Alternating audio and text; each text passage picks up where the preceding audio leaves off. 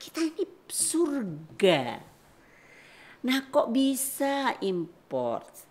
Jadi petani itu saya katakan penjudi ulung. Apa? Menanam yang nggak tahu nanti hasilnya dapat berapa. Saya punya 5 konsep yang mungkin saya sudah pernah sampaikan. Itu pancakarya tani. Saya itu merasa hidup saya itu bahagia dan mewah ya.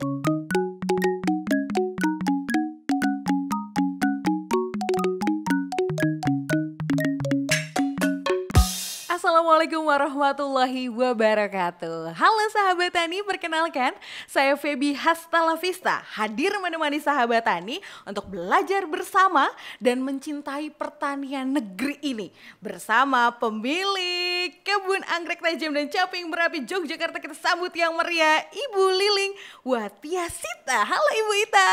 Halo, selamat pagi. Selamat pagi Ibu, gimana kabarnya hari ini? Baik. Cantik banget Ibu hari ini, Masya Allah.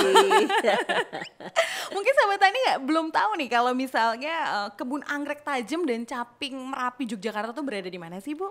Itu ada di Tajem, Oke. Wedo Martani, Ngemplak Sleman. Dari Lotemat ke utara, kira-kira sekitar 2-3 kilometer. Wah tuh sahabat tani udah tahu. Kita pengen tahu juga nih Ibu, kalau misalnya kebun anggrek tajam dan caping Merapi Yogyakarta itu berdiri sejak tahun berapa sih Bu? Sebetulnya itu sudah 30 tahun yang lalu ya. 30 tahun. Ya, tapi karena dulu hanya spesial kebun anggrek, maka sejak 15 tahun yang lalu saya tambah dengan tanaman hias. Nah, baru 3 tahun yang lalu saya tambah lagi dengan caping Merapi yang mengkhususkan untuk sayuran organik. Tapi konsepnya urban farming. Jadi bagaimana menginspirasi teman-teman yang tinggalnya di kota, yang mengatakan tidak punya lahan. Nah, nggak ada alasan untuk tidak bertani. Ih, sahabat tani nggak ada alasan lagi ya kan? Ya. Untuk tidak bertani. Itu program apa aja sih Bu yang ada di sana? Utamanya itu edukasi untuk bagaimana menyediakan makanan di rumah. Jadi garden food. Oh, garden ya, food. jadi kita bisa menyediakan makanan di rumah, baik proteinnya, karbohidratnya maupun sayuran dan buah-buahan. Itu bisa Bu di rumah? Iya, Boleh, dan semuanya itu bisa? 50 meter lahan. Iya. Itu sudah bisa. Jadi kita bisa memelihara ayam. Oke. Yang sekarang itu ayam petelur Jawa, itu mereka nyebutnya ayam petelurnya itu ayam Arab. Itu tiap hari bisa bertelur dan itu seperti ayam kampung. Oh gitu? Ya. Wah, Bibi baru tahu nih, Itu Bu. cukup dua tiap hari bertelur, kita tinggal panen. Nah, makanannya dari mana? Ya dari sayuran. Yang sayuran kan kalau kita panen nggak bisa kita makan semuanya. Itu sebagian kita kasih buat ayam. Nah, terus untuk pupuknya kita punya kelinci. Nah, air kencingnya kelinci ini difermentasi untuk pupuk. Terus kita punya kolam yang mana itu bisa ada lele. Nah, di atasnya kita bisa tanam kangkung. Itu konsepnya namanya aquaponik. Aquaponik. Ya. Terus nanti di dindingnya kita bisa taruh pakai planter bag, itu sayuran macam-macam yang kita mau. Tapi khususnya yang saya sarankan di sini adalah sayuran-sayuran yang bisa dimakan mentah. Jadi itu untuk salad. Atau kalau yang masih suka makan mie bisa juga kita tanam caisim misalnya seperti itu. Nah, terus ada buahnya itu yang untuk menyediakan karbohidrat, mungkin bisa nanam pisang, menanam labu. Kita untuk karbohidrat nggak selalu harus padi yang nanti akan jadi beras. Tapi kita bisa kan makan pisang, makan labu, makan singkong, dan labu itu bisa disimpan sampai 1-2 tahun. 1-2 tahun? Iya, nggak akan busuk. Gimana cara nyimpan Loh, Ibu? labu itu kan labu yang besar, Besar itu yang kuning. yang kuning, yang kalau Kulitnya Halloween gitu ya? Ya, itu kulitnya kan tebal. Iya, Iya. Asal ditaruh di tempat yang kering, Oke. itu bisa jadi persediaan karbo kita, dan itu bisa dipotong-potong, dikukus, kita makan sebagai pengganti nasi, apalagi sekarang pada diet. Nah, itu kan rendah kalori. Rendah kalori, Ya. Bu. Jadi nggak perlu keluar rumah, mungkin kita beli garam aja. Jadi keluar rumah nih sahabat tani kita beli garam Iya. aja gitu. Wow, jadi programnya luar biasa banget ya Bu, sama Iya. menginspirasi banyak orang bahwa ternyata dari rumah pun kita bisa memenuhi kebutuhan. Karena kan biasanya kita pikirnya cukup sayur kali ya, kayak Iya. kita nanam hanya cabai, Iya. tomat, ternyata semua Iya. bisa.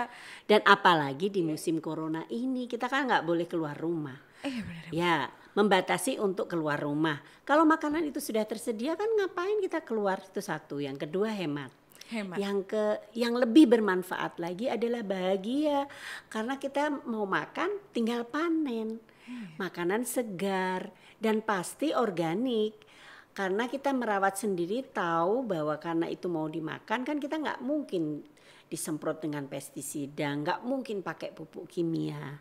Nah di Caping Merapi kita menyediakan pupuk organik, lalu pestisidanya bagaimana supaya tidak dimakan binatang. Nah itu kita ada. Dan itu intinya adalah mengedukasi bagaimana teman-teman di luar sana mau makan sehat dan itu tersedia di rumah. Masya Allah. Ini tadi sempat kita ngebahas tentang corona. Berarti bagaimana sih Bu gitu ya kita menjalani hidup ini di masa pandemi ini biar tetap untuk stand and fight gitu? Iya. Ada gak sih Bu tips atau cara-caranya gitu? Iya. Ada banget. Ada banget. Dan itu sudah saya lakukan. Oh Ibu lakukan dan berhasil loh sih. Ini Iya. apa aja nih Bu? Sebetulnya untuk corona ini kan mengingatkan kita, hey kembali ke rumah gitu kan. Iya. Ya terus kita di rumah ngapain. Nah itu kita mulai menanam. Nah nanamnya kan nggak selalu harus sayuran, mungkin ada bunga, ada anggrek supaya kita senang di rumah, ya kan. Tapi yang lebih penting lagi adalah menjaga kesehatan. Nah tanaman-tanaman yang kita tanam itu tanaman yang ketika kita konsumsi membuat daya tahan tubuh kita menjadi kuat. Nah itu apa? Ini katanya resep Jokowi, tapi sebetulnya saya sudah minum ini lebih dari 2 tahun. Jadi jahe Iya. itu cukup 1/4 sendok teh. Itu kalau bubuk. Oke. Nah tapi kalau kita segar bisa diiris-iris aja ya. Terus temulawak itu cukup 1/4 sendok teh. Terus diseduh pakai air panas, kasih jeruk nipis sama madu, itu saya konsumsi setiap hari. Setiap hari. Nanam sendiri lagi ya juga Bu ya. Jadi Iya. kita tahu itu sehatnya Iya. udah 100% yakin Iya, gitu ya. Iya. Kalau misalnya mau di Caping Merapi mau beli bibitnya juga ada, benihnya juga ada, dan bagaimana cara menanam juga nanti kita ajarkan. Wow, jadi ada ini ya Bu ya, maksudnya ada waktu, ada maksudnya kayak edukasi waktu materi tertentu untuk Iya. kita ke sana untuk membahas itu. Ya ada. Oke. Itu nanti tanggal 28 sampai 2 gitu kita akan ada acara. 28 ini? Ya. Wah. Ya, itu kan ada long weekend ya. Iya. Ya. Tapi di samping itu setiap hari pun kalau misalnya ada yang mau tanya datang ke sana bisa. Bisa. Bisa. Wah. Anytime. Anytime. Kecuali Senin karena Senin kita tutup. Oh Senin itu tetap. Oke baik. Tapi tantangan apa nih? Tantangan apa yang dialami Ibu untuk bisnis bidang pertanian di... Sebetulnya tantangan itu kalau mau dipikir satu persatu banyak. Banyak banget. Tapi saya selalu tidak mau melihat tantangan itu menjadi hambatan. Jadi Oke. tantangan itu bagi saya adalah peluang, termasuk corona ini. Corona jualannya sepi, bla bla bla bla. Kalau saya enggak, ini corona. Wis, kalau corona ini orang pada ngapain ya? Oh pada di rumah, pengen makan sehat. Ya udah kita sediakin makanan sehat. Mereka enggak ke rumah ya kita online kan masakannya misalnya kan. Oh mereka pengen menghias rumah ya kita sediakan tanaman-tanaman yang mudah, yang murah, yang bisa dibeli oleh konsumen misalnya seperti itu. Jadi nggak ada masalah. Gak ada masalah, Iya. take it easy, no problemo sahabat Tani. Terus kalau prospeknya nih Bu, kalau misalnya buat sahabat Tani yang pengen banget budidaya atau pengen banget berusaha di bidang pertanian tuh gimana sih Bu caranya? Caranya nomor 1 senang dulu ya. Senang dulu. Nah itu kalau udah senang itu mau apa halangan apapun pasti kita akan hadapi ya. Hadapi. Kalau dia misalnya orang ini, oh saya takut ulat, saya jijik sama pupuk, sama media gitu kan, itu udah susah. Tapi kalau senang, nah sebetulnya apapun bisa kita lakukan. Yang utama adalah mencoba. Apalagi sekarang dengan internet, nanam cabai buka udah tahu bagaimana caranya. Jadi nggak ada masalah sebetulnya ya. Oke. Yang masalah adalah mau nggak menyediakan waktu untuk memulai menanam. Dan menanam itu candu loh, kecanduan loh kayak narkoba. Serius Bu? Iya. Coba kalau orang senang tanaman pasti rumahnya hijau seperti hutan, karena walaupun dia udah punya tetap seneng, kepengen beli lagi misalnya kalau beli ya. Kalau kita punya ya pasti diperbanyak gitu kan. Jadi nggak ada masalah gitu. Ya. Gak ada masalah sahabat tani. Kita udah ngomongin sedikit nih Bu tentang bisnis yang ada pertanian yang Ibu miliki. Sekarang kita mau bahas tentang ini Bu, apa namanya, bunga-bunga tanaman hias yang ada di kebun anggrek Bajau. Itu tuh tanaman hiasnya apa aja sih? Anggrek aja yang khusus? Yang terutama anggrek. Okay. Nah, tapi kan anggrek itu juga jenisnya macam-macam. Kalau yang bahasa di pasaran itu yang banyak itu anggrek bulan, itu Phalaenopsis ya. Nah, ini yang banyak orang nggak tahu. Phalaenopsis itu dibesarkan di dataran rendah, dibungakan di dataran tinggi. Oh gitu. Ya, jadi kalau di pasaran selalu ada itu petaninya harus mempunyai 2 lahan. Di dataran rendah mungkin di sini, di dataran tingginya di Kaliurang, ya. Tapi kalau orang Jogja, misalnya kalau di Jogja ini ada musim-musim ketika dingin gitu ya. Nah, itu bisa berbunga setahun sekali. Ya, tapi kalau itu ditaruh di Kaliurang, dia setiap 3 bulan sekali bisa berbunga. Oh, mungkin ini juga ya, jadi maksudnya orang bilang tanaman anggrek tuh susah karena salah milih. Ya. Kalau tinggal di dataran rendah mungkin beli yang jenis vanda, jenis dendro, oncidium bisa.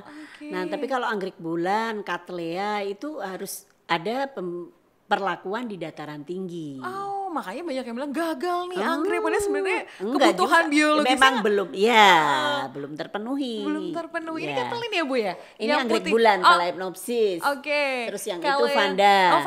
Nah, vanda ini mau panas dia. Dia mau panas. Kalau ini panasnya 40%. Kalau ini cattleya, ada lagi dendro yang belum. Dendro. Iya, ini cattleya. Dan kalau cattleya ini dia bisa beranak kan tanamannya, jadi beli satu punya 100 itu bisa. Jadi ketika sudah punya anakan dipisah gitu kan. Kalau ini anggrek bulan untuk memperbanyaknya harus disilangkan, jadi dia agak susah. Kalau vanda pantesan ini harganya fantastis. Ya, kalau vanda ini untuk sampai berbunga makan waktu 4 tahun. Ini anggrek bulan 2 tahun. Ini cattleya ini juga 2 sampai 4 tahun. Itu yang bikin mahal karena lama. Karena prosesnya. Ya, dan bibitnya juga lebih mahal. Oke. Pantesan cantik banget karena proses untuk tumbuh bunganya pun perlu effort yang tinggi gitu ya. Itu effort yang tinggi kalau itu dibuat bisnis. Tetapi kalau untuk di rumah sebetulnya anggrek ini kan asalnya dari hutan, tempelin di pohon aja nanti tumbuh berbunga kok. Oh gitu. Iya, nggak usah dibikin susah. Jadi anggrek mati di tangan pecintanya karena apa? Keseringan nyiram, jadi dia busuk. Oh gitu. Emang ada nggak sih Bu kayak cara penyiramannya? Ya, seperti anggrek bulan ini cukup 1 minggu 1 kali. 1 minggu 1 kali. Iya, kalau cattleya ini dilihat medianya semasa masih basah jangan disiram. Nah, kalau vanda ini mau dia disiram tiap hari mau. Mau dia, nggak masalah berarti. Media tanam. Nih, ini menarik anggrek karena media tanamnya tuh banyak banget ya kan. Salah satunya ini ada serabut.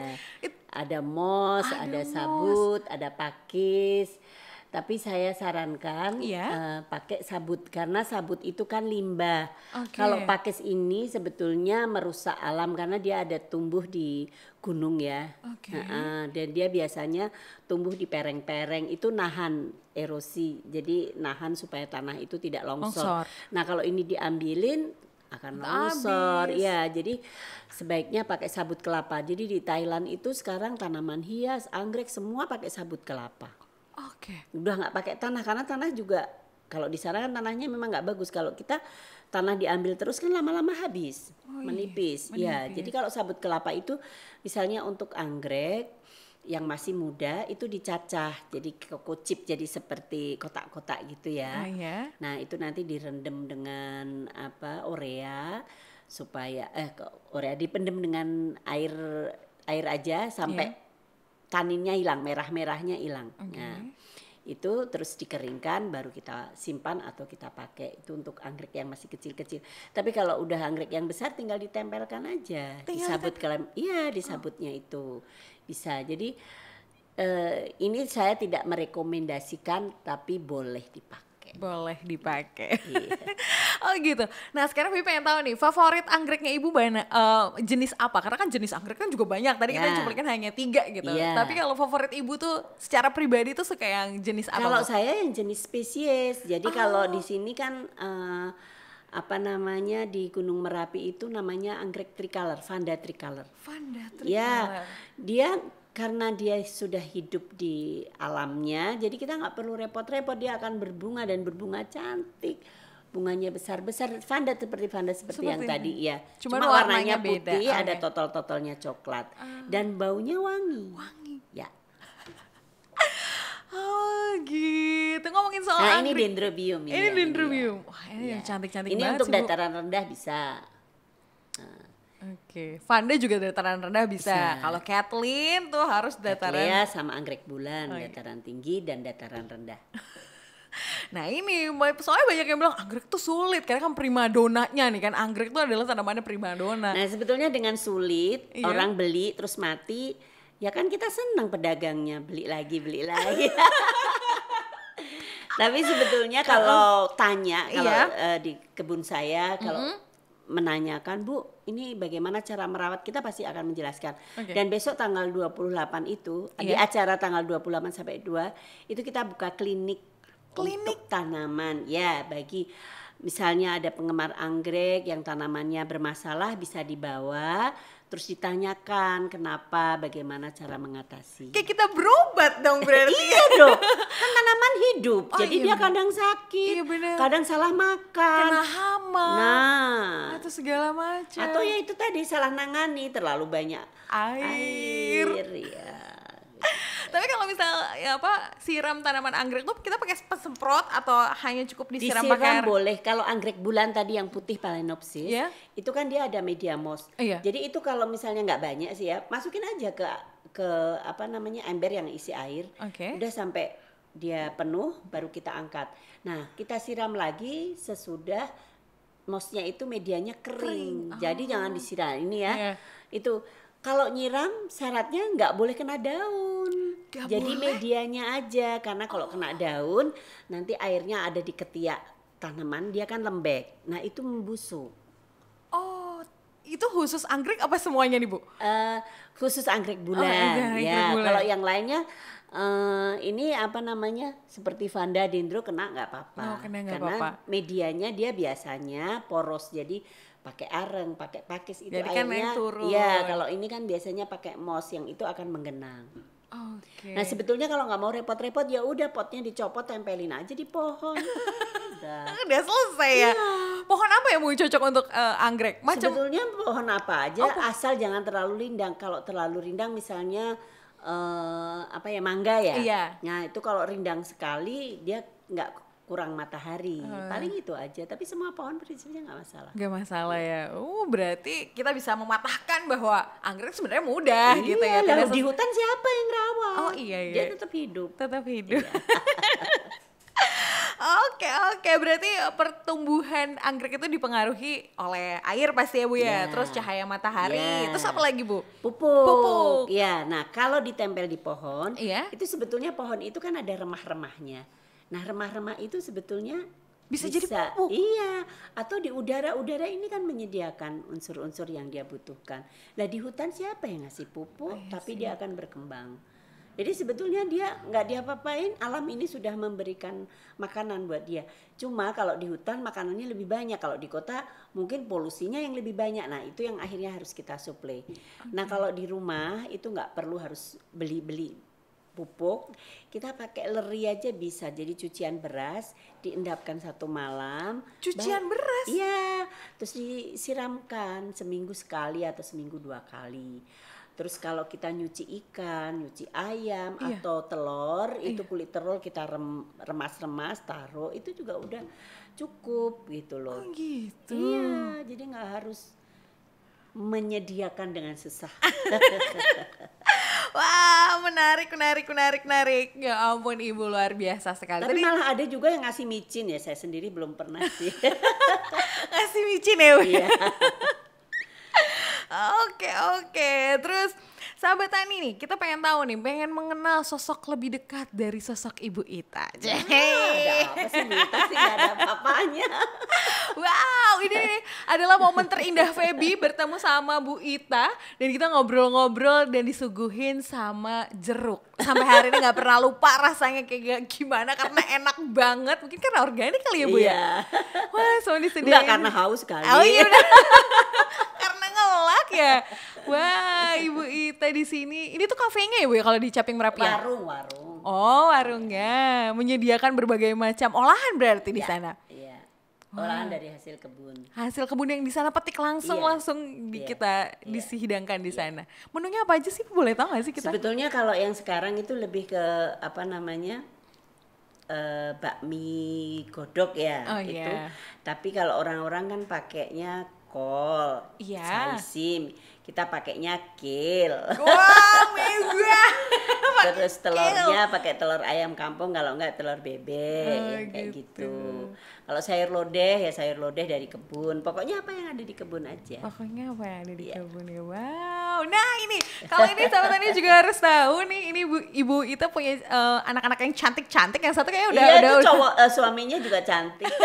rambutnya panjang ya, Bu ya. Cucu saya juga cantik, itu cowok tapi rambutnya panjang juga. Wow, ini di mana Bu pada saat itu?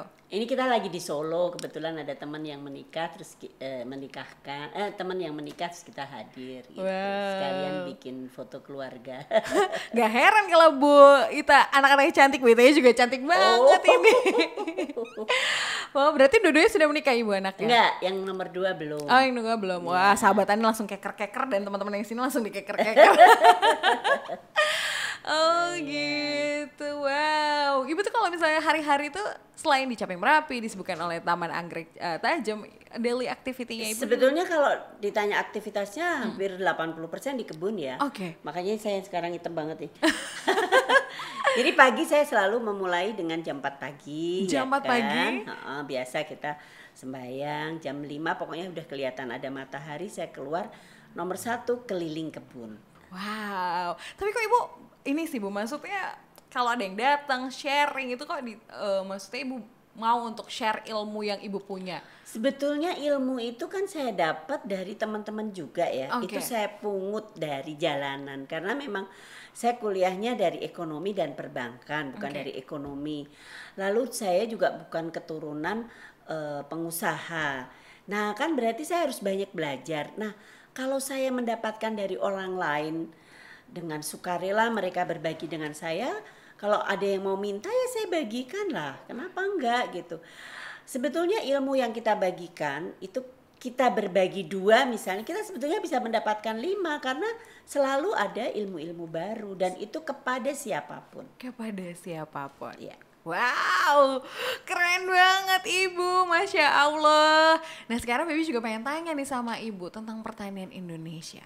Sebenarnya gimana sih Bu opini Ibu tentang pertanian Indonesia yang dari dulu sampai hari ini? Sebenarnya kalau dikatakan opini saya tuh takut salah ngomong, Oke. tapi kalau saya harus jujur ya menyedihkan sekali. Menyedihkan Iya. sekali. Berarti udah di tahap Parah, sangat stadiumnya parah banget. sangat parah.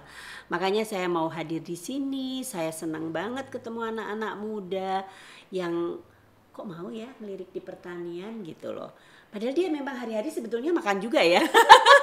Tapi pernah nggak terfikir makan di satu piring, terus di situ mungkin ada mie, ada oseng-oseng, ada tempe ya.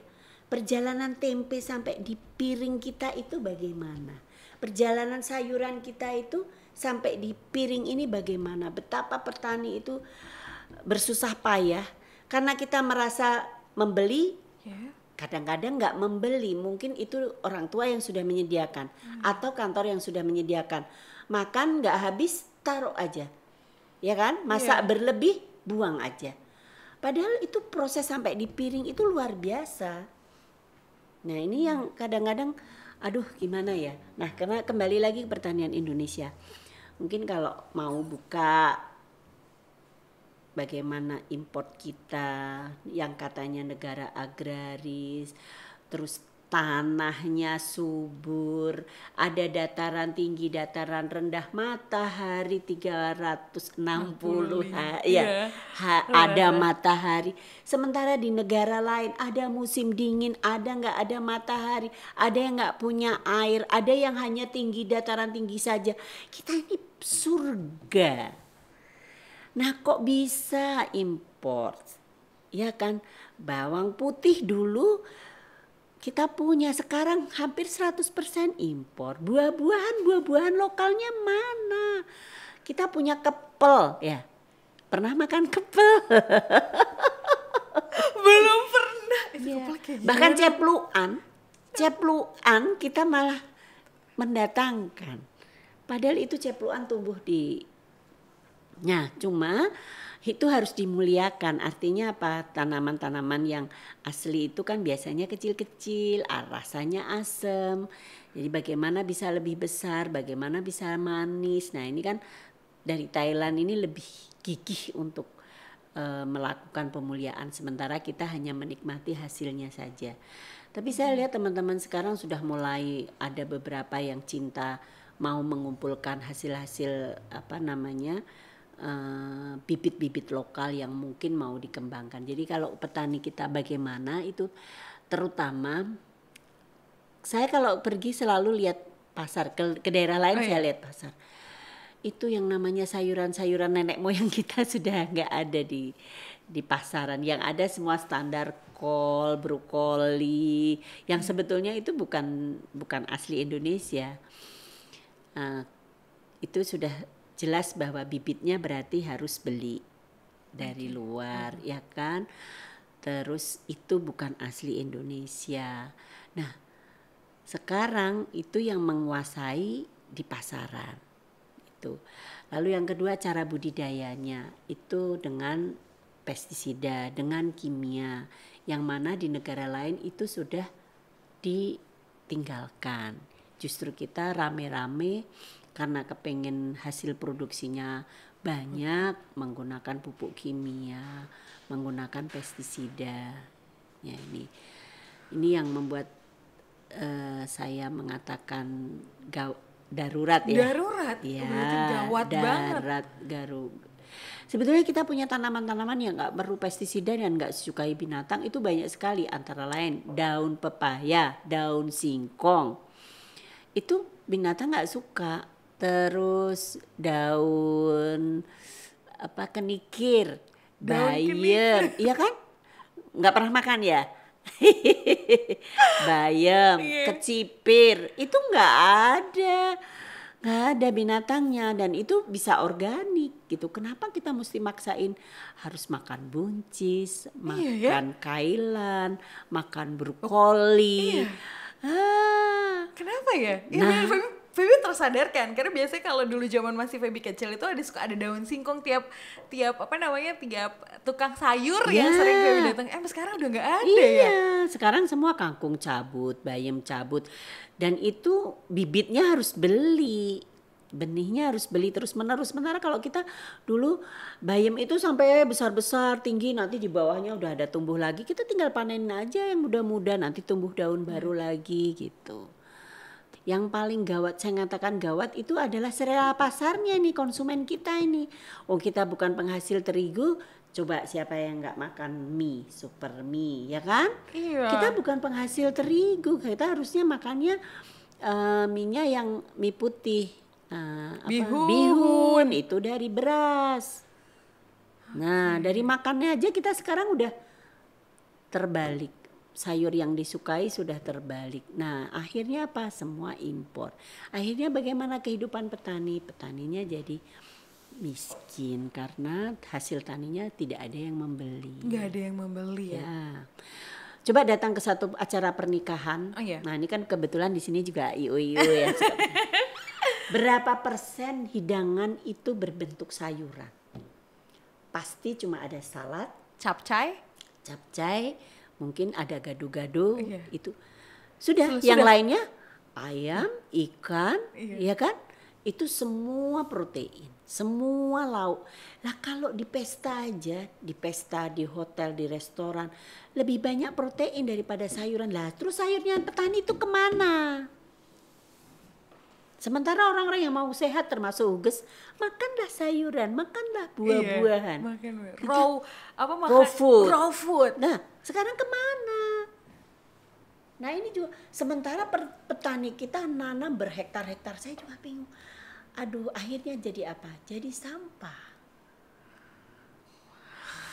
Waktu saya ke Thailand, saya duduk di satu pameran, itu sedang ada pertemuan. Jadi ada dari Dinas Pertanian yang pakai jas, ada slide gitu ya.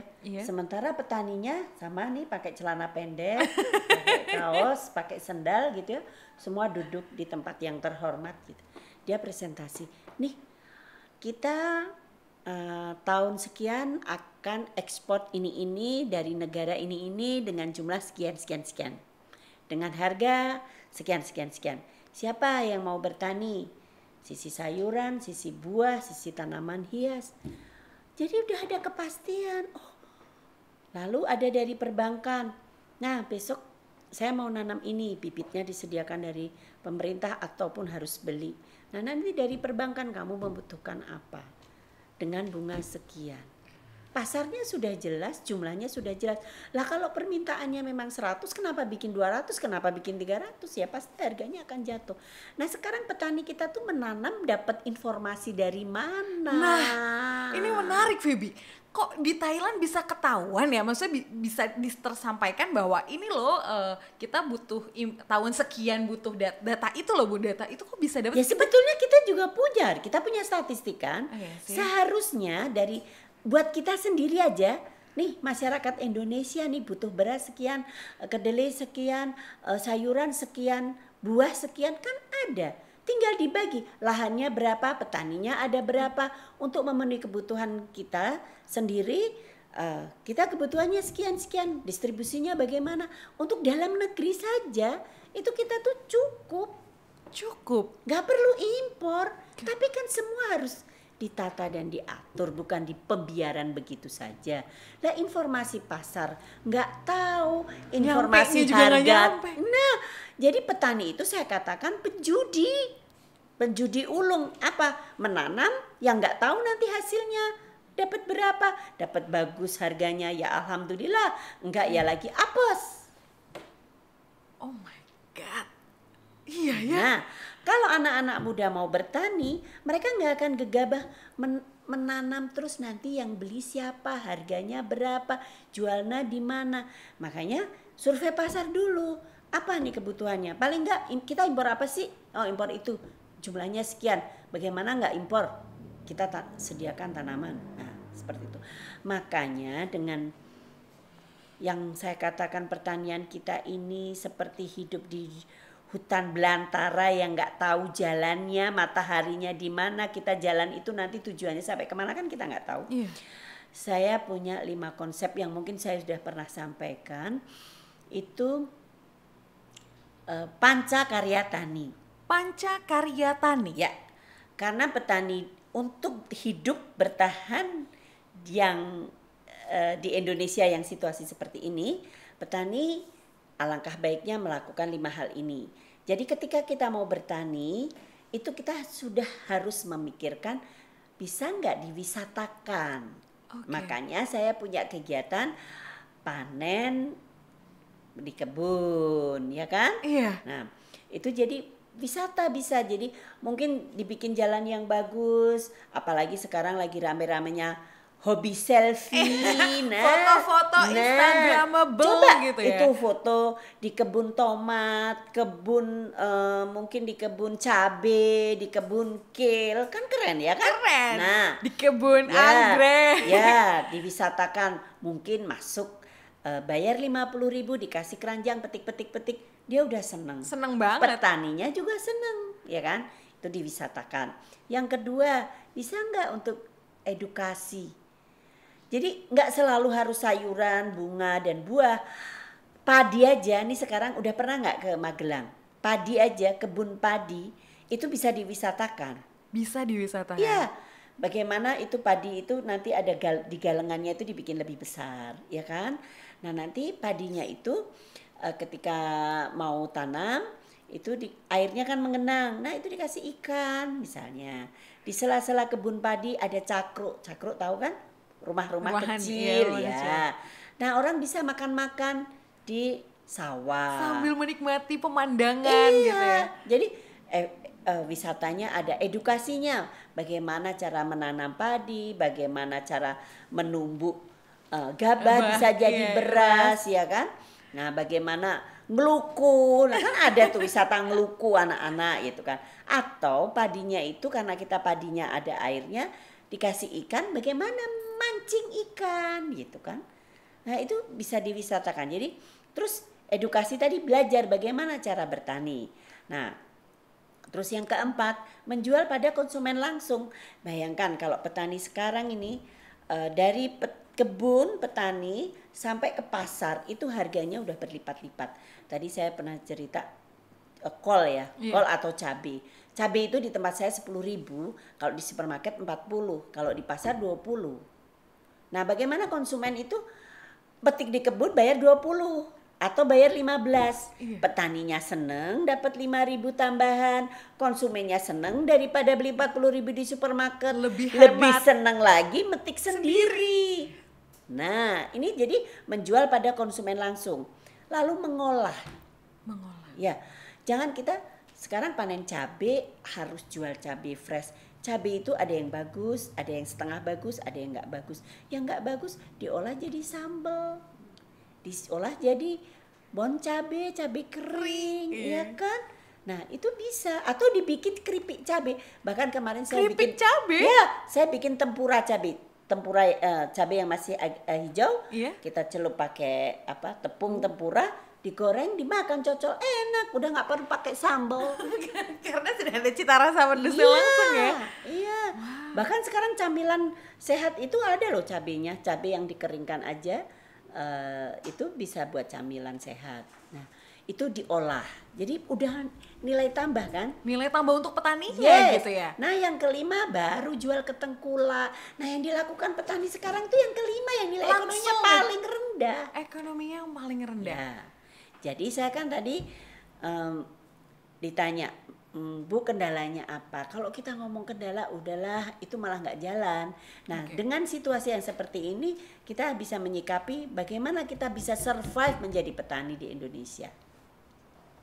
Begitu. Bagaimana kita bisa survive jadi petani Indonesia? Ya dengan situasi seperti ini. Yang pergejolakannya luar biasa, yang simpelnya harga kol 500 saja bisa sampai semahal itu yang Feby terima gitu ya sampai hari ini. Itu cara survive-nya gimana, Bu?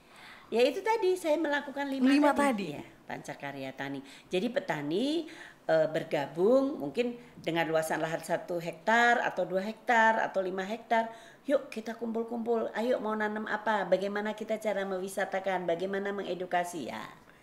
Jadi kan kita punya semangat gotong royong. Benar ya. Andai kata yang menyatukan itu atau petaninya petani milenial yang anak-anak muda, saya yakin pasti jadi. Tapi kalau nggak melek teknologi ya susah. Sumber daya manusianya berarti ya.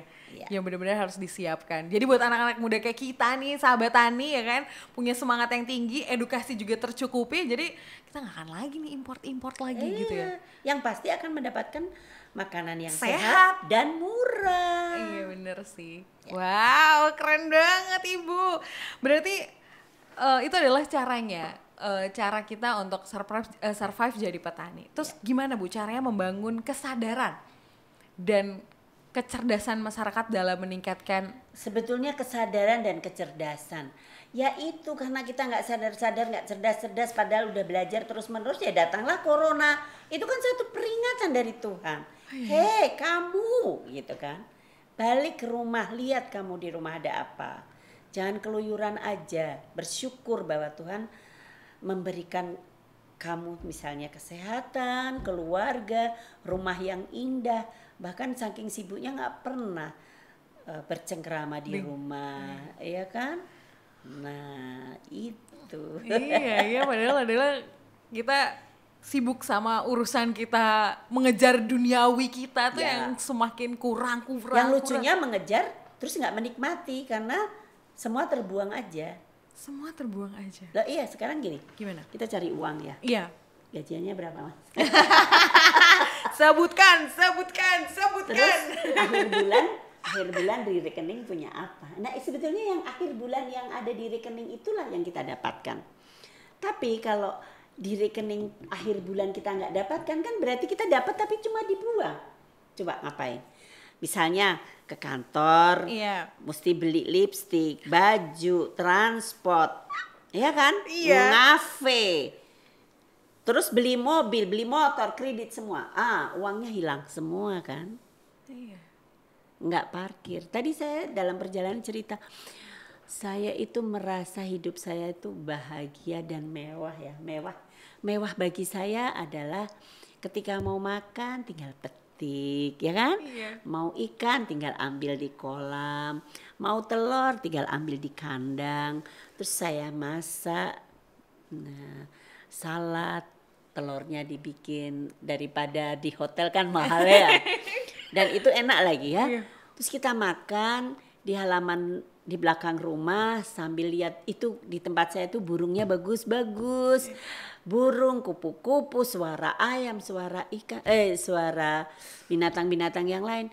Itu menurut saya ya, itu satu kemewahan yang luar biasa bagi saya. Dan saya tinggal di dataran tinggi berarti saya nggak perlu AC. Ya semua ada di depan rumah. Ngapain nggak perlu kredit mobil, nggak perlu ngafe, semua ada di rumah. Itu kan satu kemewahan. Mungkin bule-bule sana juga nggak bisa begitu. Kita masih punya tanah. Saya tuh waktu udah ke Singapura tuh, saya baru merasa aku tuh lebih kaya ya dari mereka. Saya punya halaman, bisa nanam apa-apa, ya kan? Di sana apartemen nggak punya halaman, kasihan loh hidupnya. Tapi kadang-kadang kita kalau nggak keluar baru kita nggak sadar bahwa kita tuh sebetulnya diberkahi sama Tuhan sesuatu yang luar biasa. Makanya ada salah satu lagu tuh kita nanam apa aja, lempar aja bisa tumbuh gitu. Iya. Dan itu salah satu saran dari teman saya. Kalau punya biji kita nanam apa, kita makan apa aja ada bijinya, bawa di kantong sampai di rumah atau di jalan lihat lahan-lahan yang kosong dilempar aja. Dilempar aja. Iya, supaya akan tumbuh di mana-mana. Ya. Parkir tadi tuh. Berarti kita mengejar, pokoknya harus duniawi kita kejar, tapi ternyata kita tanpa kita sadari kita tidak menikmatinya ya. Sampai uang akhir bulan kita nih parkir kemana gitu. Nah, berarti kita mencarikan orang lain kan? Kok mau ya? Iya ya ampun, astagfirullahaladzim. Aduh, tapi kalau ngomongin akhirnya kita udah sadar nih pandemi ini adalah cambukan yang luar biasa dari Tuhan mengingatkan kita untuk yuk kita balik lagi ya kan ke pertanian kita, ke laut kita yang sangat luas, segala macam itu kita balik lagi nih ke rumah kita. Berarti ada dong Bu, secercah harapan untuk pertanian Indonesia. Oh selalu, bukan secercah lagi. Harapannya luar biasa, ada. Nah cuma mau apa enggak. Jangan mengeluh, hambatan itu selalu ada ya. Tadi misalnya dari sisi protein. Telur. Ya, kita telur pakai telur ayam negeri ya, yang telur. Kita punya telur ayam kampung, kita punya telur bebek, ya kan? Nah, coba itu. Terus yang kedua daging. Coba kita masih impor. Karena sapinya aja sekarang sapi limusin, sapi simental, padahal kita punya sapi Bali, sapi Madura. Ya.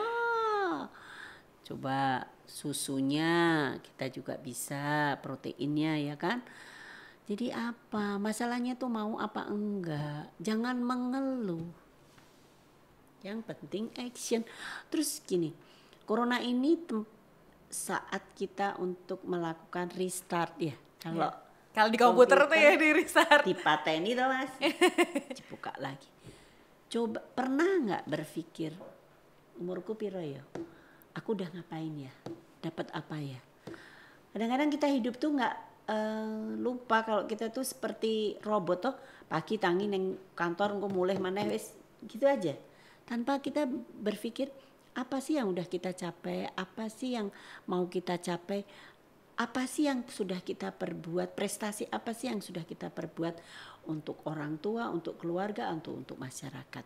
Itu kan harus kita kita evaluasi.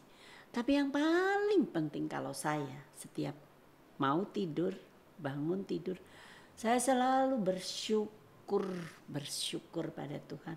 Ya Allah, saya masih diberi kesehatan. Ya Allah, saya masih bisa diberi keberkahan. Yang kadang-kadang orang tua adanya cuma ngeluh. Padahal berkahnya itu luar biasa. Alat tubuh kita ini udah lengkap aja, udah luar biasa. Coba lihat yang lain yang nggak lengkap. Ya kan? Nah baru corona apa gitu loh. Kok kita sudah mengeluh dan mengkambing hitamkan corona. Corona ini kan satu peringatan. Kalau kita tahu peringatan itu menjadikan satu berkah untuk kita berubah menyikapi hidup dengan cara yang lain. Jangan seperti yang kemarin. Gitu. Kenapa kok berkaca-kaca sayangku? Oh, Ibu mah. Oke. Apa yang membuat dirimu berkaca-kaca? Kadang lupa bersyukur. Kita kadang pas kita tidur, kita bangun, kita kayak ya lupa aja gitu kalau apa yang kita dapetin. Semua itu dari makanan. Saya baru sadar. Ternyata makanan yang kita makan itu kalau sehat, baik, itu hati dan otak kita akan menjadi lebih baik. Kita mau berbuat jahat itu susah, nggak bisa dan nggak terfikirkan. Dan tidak terfikirkan. Ya, jadi kalau kita menikmati sesuatu yang sehat, yang berkah, itu nggak ada lain selain syukur dan syukur. Dan itu nikmatnya luar biasa. Saya tuh nggak pernah merasa cantik, tapi ada aja yang bilang, ibu cantik. Aku bilang, cantik sekondi, saya rambutnya wis putih ini kayak awake ireng gitu. Saya nggak tahu, tapi itu mungkin. Ini hanya mungkin ya. Karena saya memang merasa bahagia, saya merasa tercukupi semuanya. Jadi apalagi gitu, berkahnya itu luar biasa. Oke, baik Ibu Ita.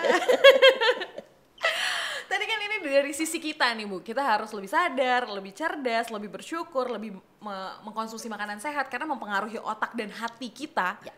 Berarti semakin banyak hati yang jahat, apa yang kita makan tuh harus kita evaluasi berarti. Yes, saya tuh sampai kepingin loh, anggota DPR itu ya. Yep. Dikasih tiap hari salad yang organik, susu yang organik. Biar tahu rasanya tuh enak banget. Biar sadar dan berbuat baik untuk rakyat. Betul gitu ya. Itu tapi benar ya, bisa harus dievaluasi makan kita tuh apa. Karena hati kita kalau berbuat jahat sama orang kan berarti ada yang salah dari apa yang kita makan ternyata. Ya. Wow. Tadi udah dari sisi kitanya nih Bu, dari sisi kitanya untuk bertahan sebagai petani, untuk survive, gimana caranya tempat dibikin wisata, edukasi, kita jual ke konsumen langsung, kita olah, kita yang paling terakhir ada jual ke tengkulak gitu yang margin kalau masih ada sisanya. Kalau masih ada sisanya gitu. Nah kalau dari sisi pemerintahnya harusnya seperti apa nih untuk kita udah kritis nih, masa diem aja, ini kayaknya hare-hare, kalau bahasa Sunda itu hare-hare, santai banget gitu. Ini apa sekarang yang harus begini ya, pemerintah itu mikirin diri sendirinya aja udah repot, ngapain kita ngarepin pemerintah mikirin kita, udah kita mikirin diri kita aja. Gitu, kita bersatu aja memikirkan bagaimana yuk kita bertani, bagaimana yuk kita berbagi gitu. Nah pemerintah biar ngurusin dirinya sendiri aja. Kalau kita berharap itu nanti malah nggak baik. Jadi malah kecewa gitu. Ya mendingan kita melakukan sesuatu dan berbagi. Ya kalau perlu berbagilah sama pemerintah, ya kan?